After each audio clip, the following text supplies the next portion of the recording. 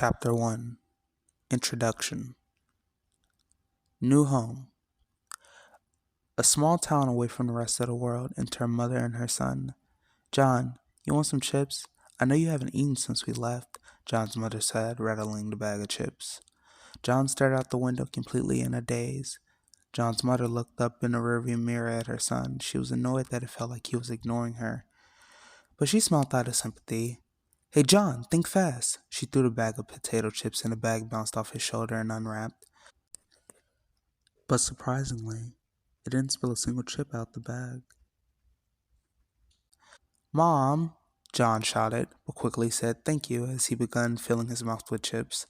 "Oh, so you finally have acknowledged my existence," she said, keeping her eyes locked on the road. John laughed. "I acknowledge the nourishments offered to me.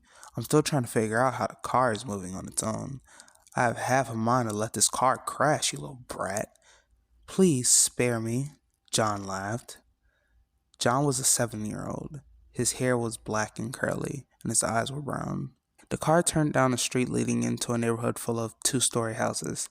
There were only 3 houses that were one-story, and John's mom pulled into the one of them. "Welcome to our new home, son. What do you think?" John's mom turned all the way around with a huge smile on her face, but John's face was expressionless.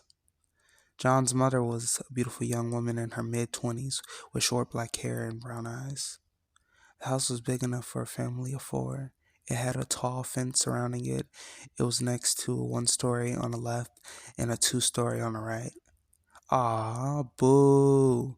It's too late to start acting cold towards me." John remained quiet. "John, please give it a chance." John remained silent for a minute, but quickly looked at his mom with a smile and hugged her. "I'll try, Mom. I promise." She hugged him tightly, then with haste she opened her door and began to get out. "Come along. Let's get the things unpacked from the car," she said, heading towards the trunk of the car. John's mom paid movers to get the house unpacked, so all that was left were their clothes and shoes. After filling the closet and dresser, John went to the kitchen where his mother was preparing dinner. "Hey, sweetheart, dinner will be ready in an hour. For now, why don't you go outside and get a feel for the place?"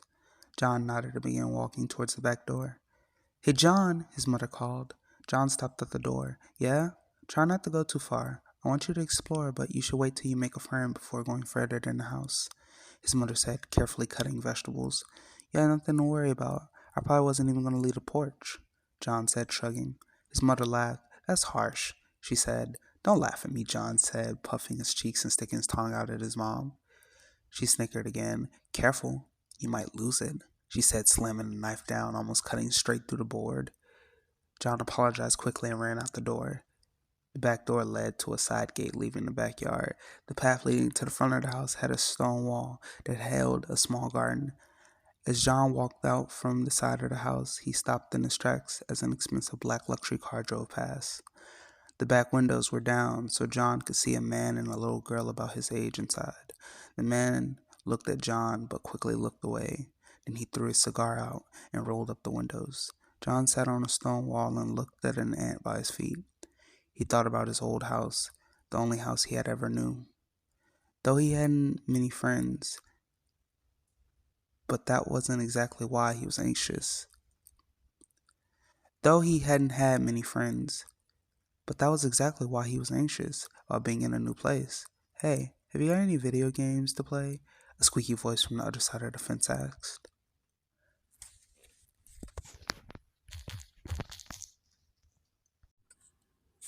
Chapter 2 Surprisingly Comfortable. "Hey, have you got any video games to play?" John jumped as he looked up at a strange girl hanging off the other side of the fence. She had jet black hair with hazel brown eyes. She began climbing over the fence as John sat frozen in his seat, not sure what to say. "Hey, hello? Did you hear me?" she said, leaning in as she snapped her fingers in John's face. She was wearing a white dress. She was smiling ear to ear, revealing her buck teeth, and her feet were bare. She introduced herself like she was in an interview trying to leave an impression. "Hello, my name is Sarah Adams. I live next door with my parents, and I am 8 years old." John was in shock. The situation was way too much for him. She snapped her fingers in his face again, but John wasn't paying attention. He was just staring at her, like she had him at gunpoint. Hey, it's rude to ignore someone when they're introducing themselves. She yelled and began to shake him. Hey, John, John's mother called from behind the fence. When she opened it, she saw John's brains being rattled by some random girl. Oh, hey, John, dinner is ready. John quickly jumped behind his mother. His mother looked at Sarah. Hello, I'm his mother. Miss Matthews, she said, putting her hand out to the little girl. Sarah looked up at her and back at John. Ah, so your name is John. She finally let go to shake his mom's hand, and with that followed by the same introduction as before. Hello, my name is Sarah Adams. I live next door with my parents and I am 8 years old. John's mom laughed. It's very nice to meet you. You sure are a hyper one. John could learn a little something from you. Sarah looked at John, who was looking down at the ground trying to hide his anxious expression. Well, I'd like to play with him, but I don't think he likes me very much, she said, looking troubled. He's a bit shy, but why not ask your parents if you can come over for dinner? We have enough to spare, John's mother said, opening the gate. Really? Awesome, I'll go for permission, Sarah said, excited. She ran around to the front of her house. Come on, John, the food will get cold, his mom said, holding the gate for him. Thank God you have such a cool mom to help you reel him in, she joked. What do you mean, reel him in? John asked. Never mind, let's go eat, she sighed and began walking. John was confused but quickly let go as he ran behind her, excited to finally eat. The doorbell rang, and before John's mom could even answer, she burst into laughter because she could hear Sarah on the other side of it. Miss Matthews, my mom and dad said I could come over for dinner. They also said they look forward to meeting you. John swallowed his food. She sounds like she's making an announcement or something. Leave her outside. We don't want the neighbors asking questions, he said, taking another bite from his fork. Boy, be quiet, John's mother said before opening the door. We are also very excited for the near future. We welcome you into our humble home, John's mother said. Thank you very much, Miss. Sarah bowed quickly and walked past her, entering the home. Hey, John. Sarah extended her hand out to John, who had reservations but quickly accepted her hand, then went back to eating.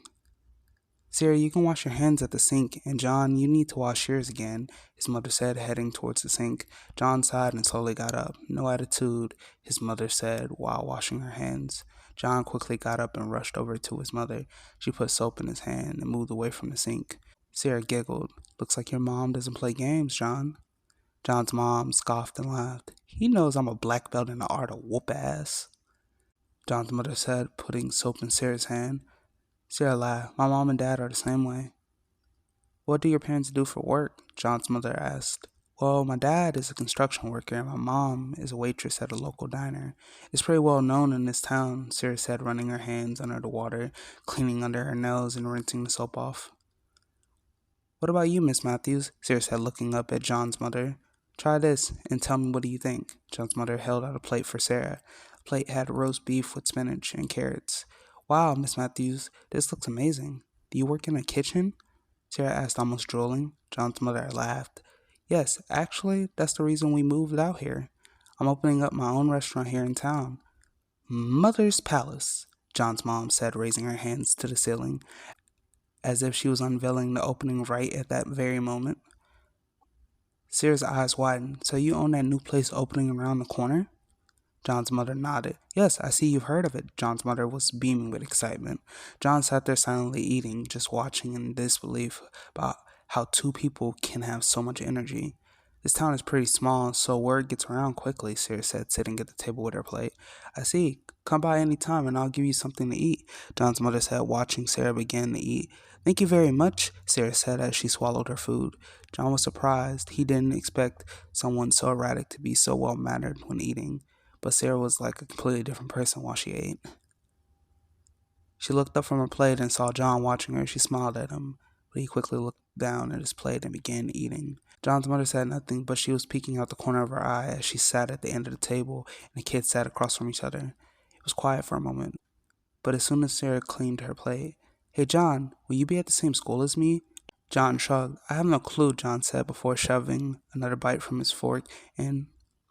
I go to Gregory Elementary, Sarah said, looking back and forth between John and his mother, searching for an answer. John's mother swallowed the food in her mouth.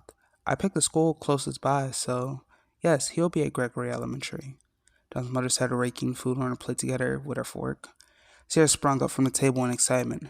Her plate was already clean. That's awesome. It means we might be in the same class.